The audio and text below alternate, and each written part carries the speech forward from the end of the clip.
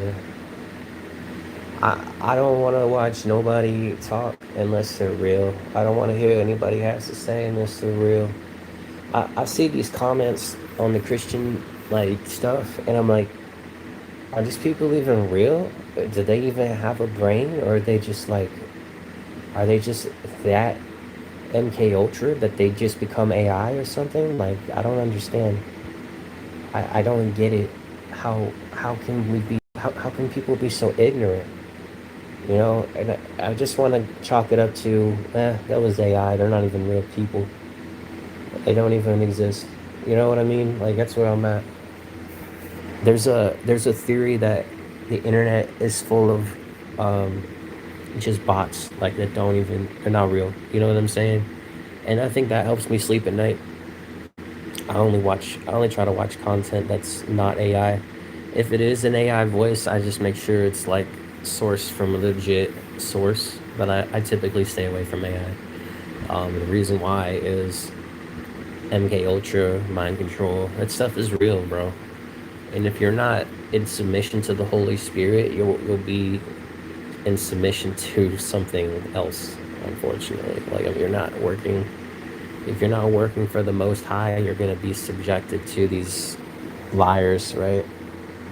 So like, the big thing I'm seeing now, and it's a huge debate because they're basically now the devil's argument is if there's any contradiction at all between the teachings of Paul and the teachings of Peter, it's your fault. This is gaslighting 101. They're basically telling you if you notice a contradiction, you're wrong. It's dogma back. You know, dogma backwards is am God, right? It's that. It's basically they're calling the paper, they're calling this book God when it's been altered for like. Let's be objective here, right? This is a book. This is a piece of paper with a bunch of thoughts and ideas written down into it, right? This is not God, right? But if I write the words, if I put something on the printing press and I put Bibble on it, Bible, all of a sudden this is God? No, it's created. It's a created thing. It's manufactured. Is it a tool? Yes, but it can also be a weapon. This right here, I used to make this my God. I used to be like an idol worshiper to scripture, and that's a real thing, homie. That's a real thing. Some people make this their God, this freaking cross. You know what I'm saying? I used to think this held the power. I used to think this held the power. I used to think the church held the power. You know what I'm saying? But the real truth is, you hold the power. When you speak, your words and what you believe holds power. So what they've done is they've indoctrinated us from birth to trust in a bunch of bullcrap and lies.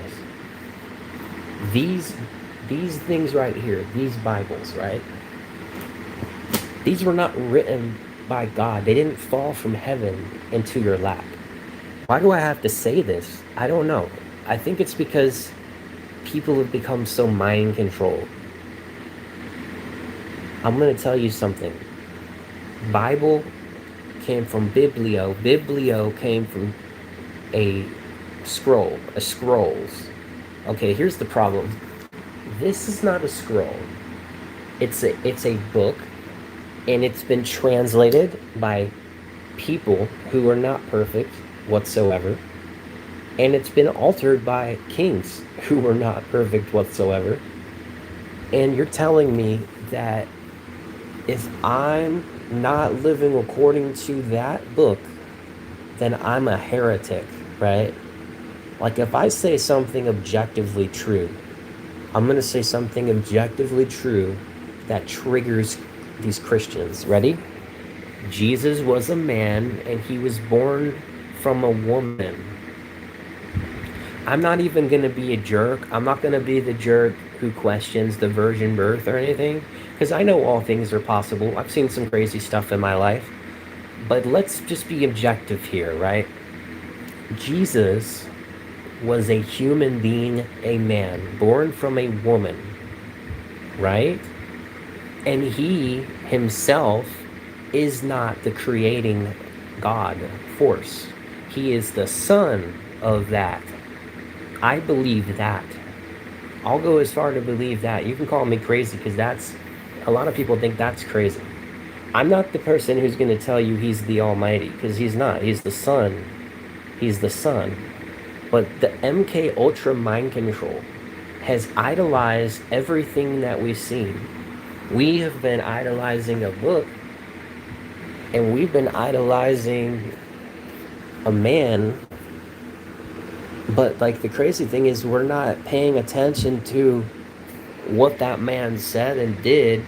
That is a reflection of his originator, the originating. The reason why I like the name Yahweh is not because, like, I'm not trying to say that's his name guaranteed. I don't know. I wasn't there when he announced himself to the people. All I'm saying is the creator is self-existent. That's what that name means. It means self-originating. Okay? Self-originated. And this is how you differentiate Jesus Christ from him, from the Father. The Father is self-originated. The Son was born from a woman so he could be a man on the earth. He was a man. You can't prove that to be wrong. In fact, if you say that he was anything other than a man, you detract from the greatness that he overcame this, right? The skin, the flesh that can be torn off of you. It's weak. The flesh is weak, literally. It can be ripped. It can be broken. It can be mangled. We're not perfect. But he told us, he said, yes, you people, but you shouldn't focus so much on your weaknesses. Think more about reverent strength. He was providing the truth, right? And then there's people that's like, what is truth? I'm like, yeah, I know what you mean, bro. We've been lied so much. It's like, what is the truth, right? But I trust him because what he said has changed my life, and applying what he said has actually done some wild things for me, right? He's shown me that we do have a birthright that's much greater than anything on this earth. Like, I'm talking the cars, the women, the money, and all of that stuff. There's a way better thing that you can literally claim just by living your life in the way that's like, kind of like, I wouldn't say like a monk, but like knowing like things are good, but like you don't need things. Like, I don't need to, how do I put it? I like food, right? But I don't need to be obsessed with food. I think food is one of the best things you can kind of work your spirituality around. Is like, yeah, food is great and all, but I would rather be eating on the truth than eating on a steak, or whatever your favorite thing to eat is, right? Ice cream. I love ice cream. I would rather be consuming the something eternal, right, than something I eat and then it's gone, and then I have to go find some more somewhere else. The waters of life, right? Because people get this twisted. They don't know what the waters of life even means and what it's referring to. It's the wisdom that never ever ends. But because we've been made ignorant through our own faults and our own beliefs in the system, we sometimes forget that there is access to these waters of life that never run out. It's not like the well. Like, he compares it to that well, that this woman loves the well because she comes and gets the water whenever she needs it, right? And Jesus is like, yeah, but this is water that, like, you never have to worry about running out You know, it's not even like you need to go, and you don't have to really what's the word, have to worry about it running out ever. Like it's basically the divine spark. This, I have, I can listen to the creator talk to me because the kingdom of heaven is within. Like, you need to know that, first of all, that you hold something precious inside of you. The spirit is the invisible, right? It's not visible, but like, God, don't you understand the nature of who made you is he's invisible, and he speaks and things happen, right? And Jesus is telling you, like, if you believe, if you have faith, you can move a mountain. I'm like, you literally can. You literally can change your entire course of your life, or the course of the world, even if you have enough faith. Um, and I think that's pretty cool. I also think that these witches and warlocks and shit, like, they actually use faith to do evil things.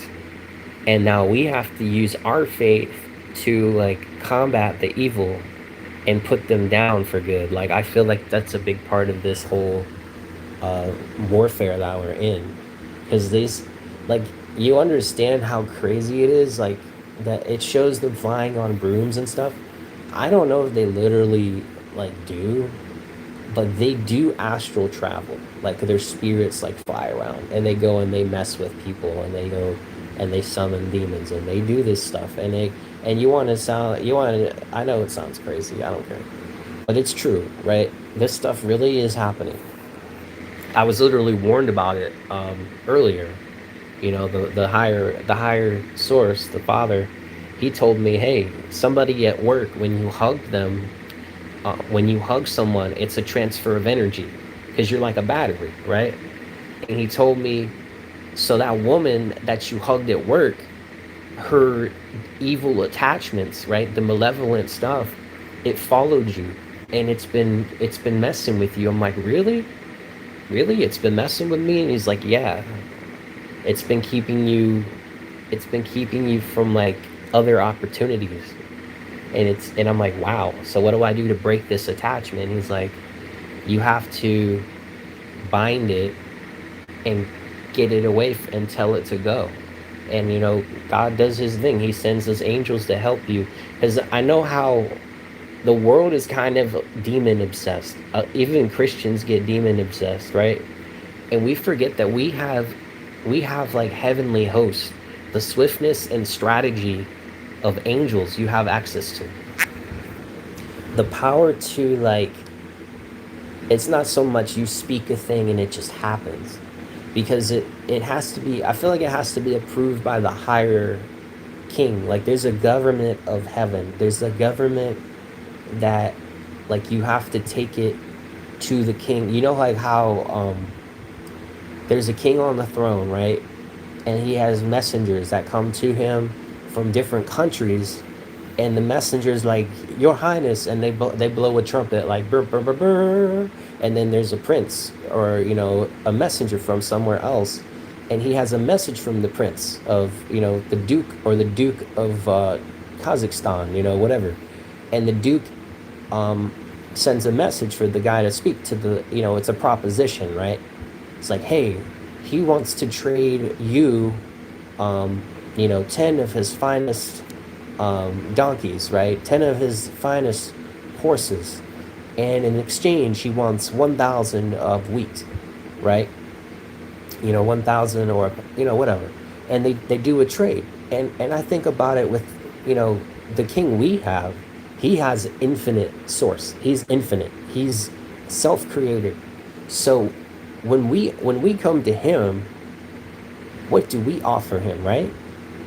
That's like what I was thinking. I'm like, does he need anything? No. Think about that. Like, he doesn't need anything, but we do. And this is the interesting part about it. Right? This is like you're tethered to him. This is the funny thing about it, is like, we're tethered to him, right? And I'm like, well, what can I do? Like, what makes him happy? That's the thing. There are things that make him happy. There are things that make him angry. And it's not like I don't see it like he can be easily provoked.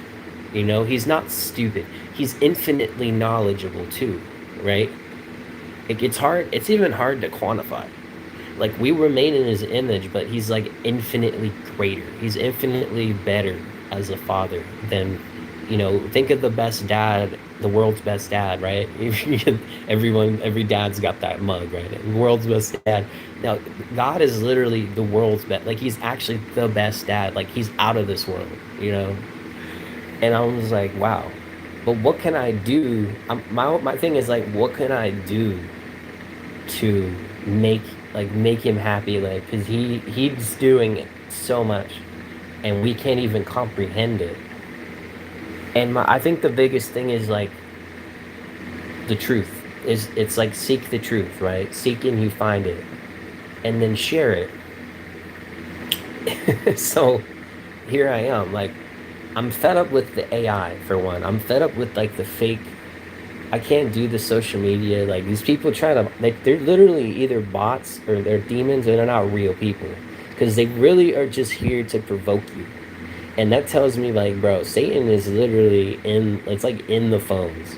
I can't tell you how many times I felt like I'm doing research, right, for school or whatever, or I'm playing a game, and like I'm like I feel this energy trying to come out of the phone. I'm like, what is this? And God, the higher source, he's like, oh, there's something trying to come at you from the phone. And I'm like, okay, so what do I do? And I bind it. I have to cast it out. Like I literally I don't know if anyone's ever like done this, but you can like bind and cast out demons in the like that are in the internet. And I don't know where I think he takes them to the abyss is where like it's some kind of abyss that they get put somewhere, right, where they need to be because they're causing too much problems for people. The negative energy, the negative energy. There's good spirits though, and that's what people forget is you have allies. You know, I think of it like, okay, the Most High is a self-created, and then we're the created ones with the authority that He gives to us when He trusts you enough, and we're like enforcers of the divine law. The only law that really matters at the end of the day is the divine law. All the other laws we were given are kind of, some of them are in accord with it, and some of them are not.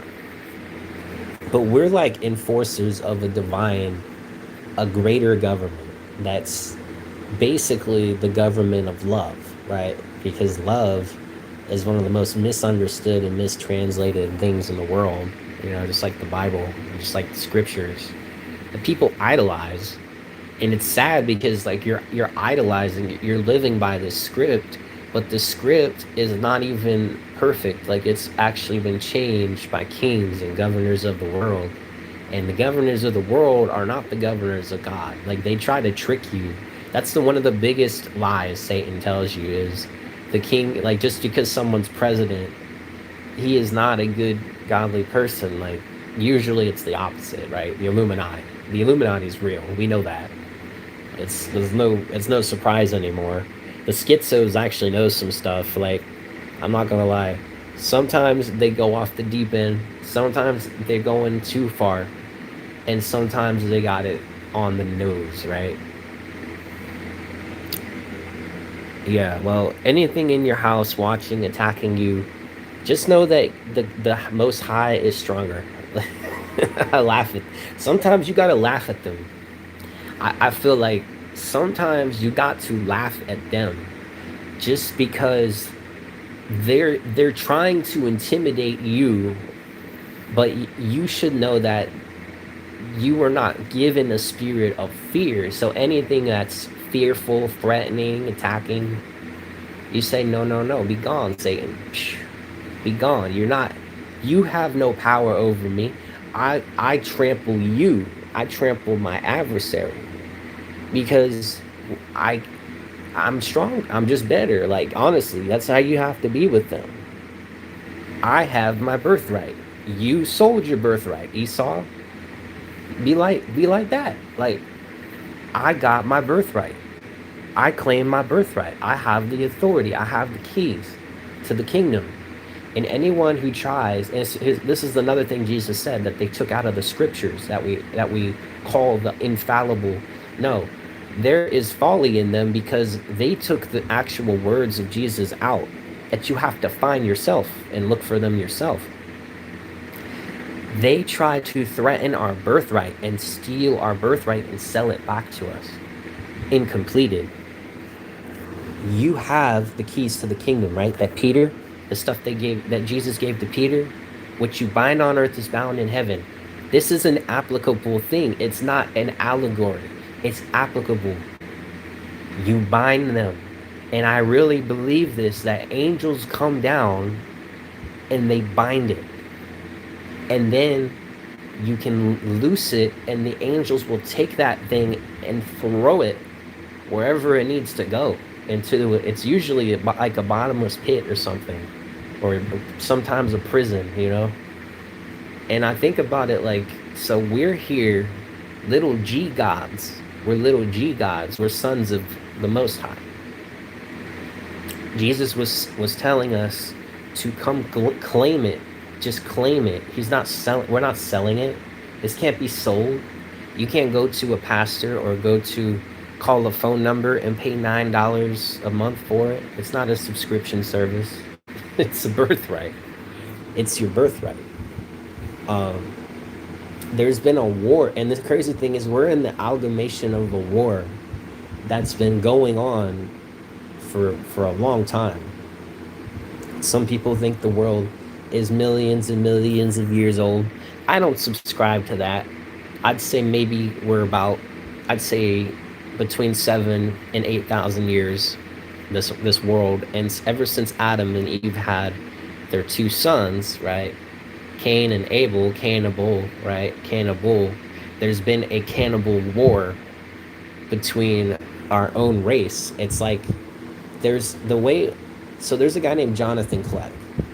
And he's out there. You think I'm out there? No, he's out there. Okay, this dude is out there.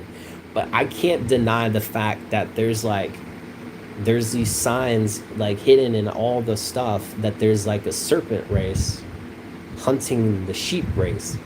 It's crazy because like the devil, he uses a snake, right? A snake has a forked tongue, a divided tongue. And I think it's like a symbol of how the devil tries to get us to like believe and speak evil things and do evil things and cause division between the good. Jesus was a separator too, but he was separating the serpents and the goats from the sheep. Satan is dividing the church. All of the people who actually have authority and power, and he's teaching them that they don't, or that they have to go through one of these wizard cult leaders that disguise themselves as pastors. The popes with the fish hats. You ever seen like the big old fish hats? They're like aliens, dog. Like sometimes I wonder, like, are there actual shapeshifters, or are they like fallen angels, or both? Like maybe both, because there's a whole thing about 200 craters, right? And then there's nobody knows what, like, there's no like meteor, fragments. It's just craters, and I think a lot of them are in the north, right? And these craters might be the fallen angels, like when they fell down, they got thrown, because it says Jesus was like, I witnessed, or it's God speaking through Jesus, right? I witnessed Satan fall like lightning. So lightning falls really fast. Like lightning, it hits the ground so fast. And if you think of an actual creature, God forbid a human, but like a creature falls from heaven and hits the ground, right? It's going to leave an impact. So I think about like, wow, maybe the fallen angels, created those impact craters when they got thrown down. Something to think about, because it's in Revelation. It's in Revelation. Basically, like the angels are heaven celebrating because they threw them down, and then it's like, all right, guys, what, you guys are in trouble on Earth now because we threw them down to you. It's like, yeah, now you got to fight them, and now we're in a war. Like it's some call it Gog, Mog, get mogged, Gog and Magog, okay, and we have to fight against Satan. But Satan is not just one Satan. There's like, it actually says his army is the sands of the sea. How much sand is in the beach, right? How much sand is on a beach? Okay, now how much is in the ocean? How much sand is in the ocean? Even more, right? That's how many Satans we have to fight. That's how many his army is. I'm like, damn, it's a lot of. Why is it so many, right? Strength in numbers. I actually don't really believe so much in strength in numbers, because like Jesus was this one man who he just was like that. He was him, right? He had the connection to God, and he was just him.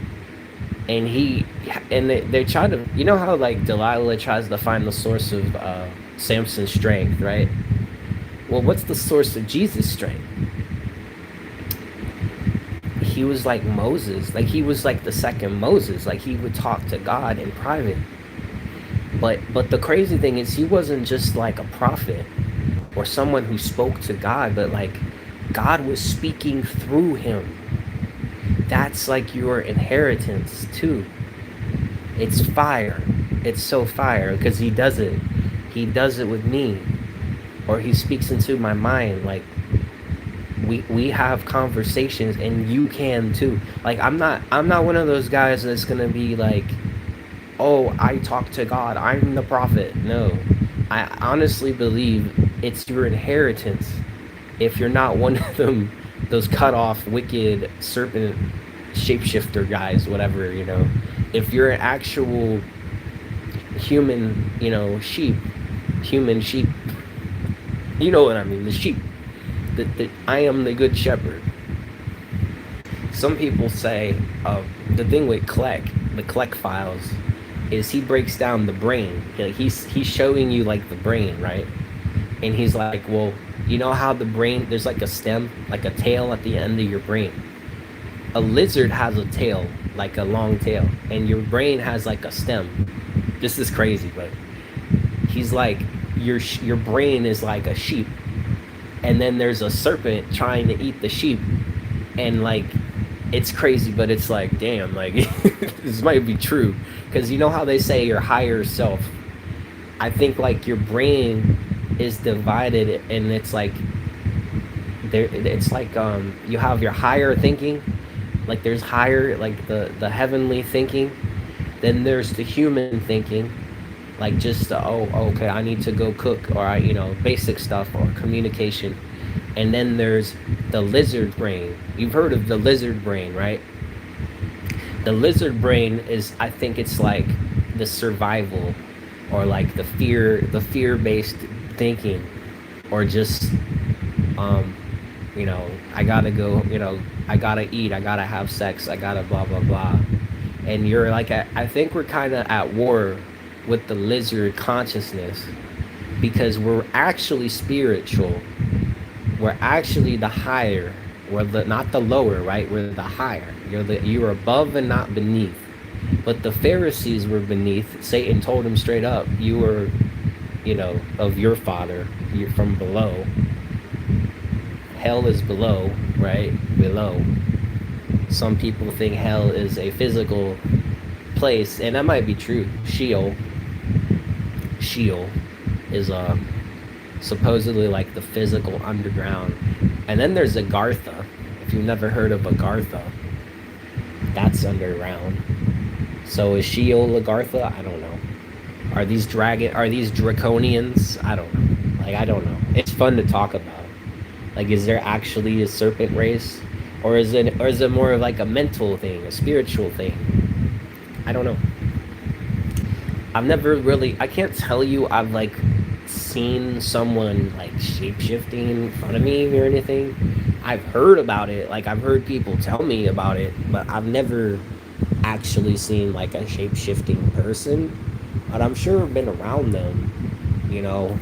I definitely feel like I've been around them. And what's weird is like in my experience, it was men who didn't have hair on their head. They were bald, and but they were not old. They were like 30, 40 years old, and they were practicing witchcraft, and they didn't have any hair on their head. They had beards though. And it was like three different people. Two were redheads. One is supposedly, somebody in my family or whatever. But I find it weird because there's like a pattern with these people. I'm like, I asked God about it. I'm like, why don't they have hair on their heads? You know, maybe because reptiles don't have hair on their head, on the top of their heads. But there's bearded dragons. It's food for thought. I don't know. I don't know where I'm going with this.